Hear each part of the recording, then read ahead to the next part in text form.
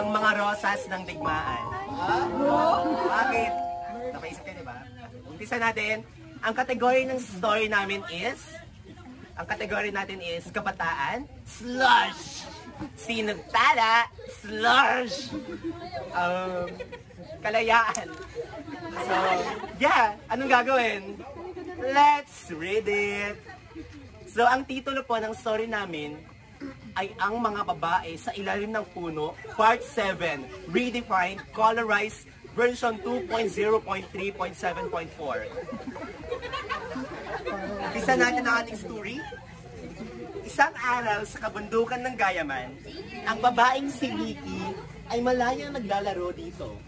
Sobrang saya niya. Saya niya. Tumatakbo siya. Naglalakad. Kaso bigla siya napaisip. Sabi niya sa sarili niya, ang lungkot ko pala. Bakit kaya? Alam ko na kung bakit. Napaluklok siya. Umiyak siya. Umagulgol. Sumigaw siya. Sabi niya, wala akong kalaro. Grabe. Tapos bigla siya narinig ng mga tatlong babae. Tatlong babae sila. Naglalakad sila. Grabe. Tumatakbo. Naglalakad. Tumatakbo. Tumigil sila. Tapos nagtakbo ulit. Tapos bigla naman nakita si Nikki. Sabi niya, what happened, Nikki? Sabi naman ni Nikki, I know. Laro, right?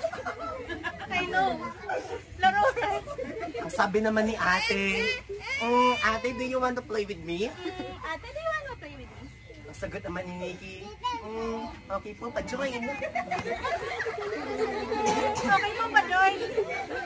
Tumayo sila. Naglaro sila. Sumayo, kumanta sila. Paano yung kanta natin?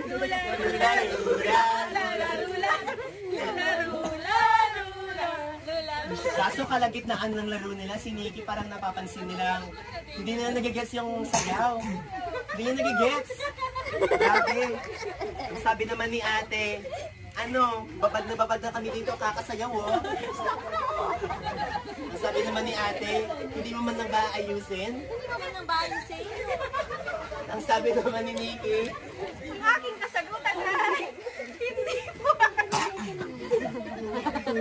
May ulitin ko. Okay, sumagot naman si Nikki na, ang aking kasagutan ay, hindi po. ang sabi naman ni ate, hindi po ba tinuturo sa school yan? Hindi po ba tinuturo sa school yan? Ang aking kasagutan ay, Hindi nagdag pa ni Nikki na takot. Katakot, sabi niya. Sabi naman ni ate, bakit? Kasi, sabi naman ni Nikki, wala akong gamit. Tapos pinagtatawanan ako. Tapos sabi naman ni ate, that's so sad. Sabi naman ni ate, Dear Nikki, ang edukasyon ay hindi pribilehiyo. Ito ay karapatan. ang edukasyon ay pribilehiyo. Hindi, ito ay karapatan. Ang sabi naman ni Nikki, okay po. Tapos, may narinig sila. Sabi niya, ano yun? Parang may nagsasalita, sabi niya. Parang may lumalapit. Oh my God, yung puno, sabi ni Nikki. Oh my God, yung puno. Nung na pala, pagbilisan na natin. Ang sabi naman ni Nikki, ay sabi naman ng puno natin, kung takot na mag-aral sa paaralan, meron tayong sariling learning center. Sabihin mo, be. Sabihin mo, be. Sige, ako nang sasabihin para sa kanya. Kung takot ka mag-aral sa paaralan, meron tayong sariling learning center. Kung saan ito'y puno ng pagmamahal, di ba? Kung saan ito'y puno ng pagmamahal nang walang pagdiskrimina sa kung ano ang meron ka. Meron din itong mga gamit kung saan di mo na kailangan pang malungkot sa kakulangan ng kagamitan. Nagsaya ang mga mukha ng mga bata. Hindi ganyan kasiyahan, Marika. Masaya lang kayo kasi narinig niyo yung mga words si ate. Kasabi naman ng mga bata, mga babae, tama ka po, mamang puno. Kaya naman, sabi naman ni ate, kaya naman tara aral. Sabi naman ni ate, tara para sa karapatang edukasyon. Tara para sa karapatang edukasyon. Kasabay-sabay sila, tara sa commune. Tara sa Ay, tapos ano na lang po, quiet on the set na lang po kasi nire-record natin. Zoom gale gale gale zoom gale gale zoom gale gale gale zoom gale gale zoom gale gale zoom gale gale ma kami ang team Ma. Let us all welcome the contestants of team Ma. Contestant number 1.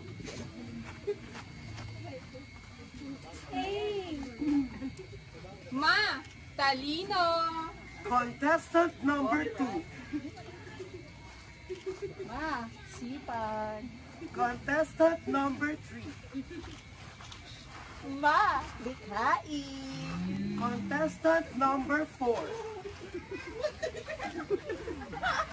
Ma, tapang. Contestant number 5. Ma, galing. Contestant number 6. Ma, ganda. And last but not the least, contestant number 7.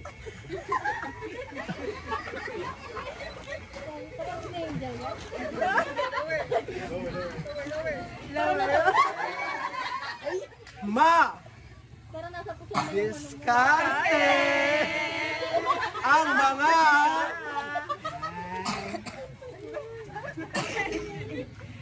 katutuban.